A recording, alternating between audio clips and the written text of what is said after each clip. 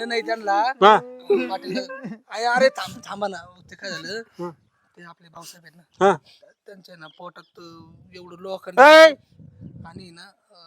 म्हणजे ते 2 दिवसच जगणार आहे असं म्हणजे कळालं त्याच्यामुळे ते रडते थोडस शिपी येले पण तू काय पेल्याला वाटत नाही पाटील तुम्हाला एवढं लोखंड भाऊसाहेबाच्या पोटात अहो ते काय तर मी पिले नाहीये मी सांगते तुम्हाला हम्म.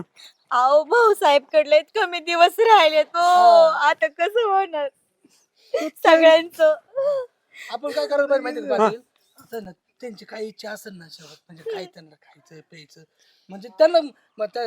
वहिनीला पण माहित नाही त्यांना सांगितलं तर मग दोघांचं म्हणजे त्यांची इच्छा पूर्ण केलं पाहिजे ना त्याच्यामुळे आपल्याला तरी जावं लागेल त्यांच्या दौंडी फिवडी झाली का दौंडी फिवडी झाली गावात भाऊसाहेब दुःख दे म्हणून मी सांगितले स्वतः मला सर नाही होत किती चांगला माणूस आहे तुला कोणी आणि सांगितलं आपलं कर्तव्य आहे की तुला नाही कोणी सांगितलं मला कळालं ते सगळं कळालं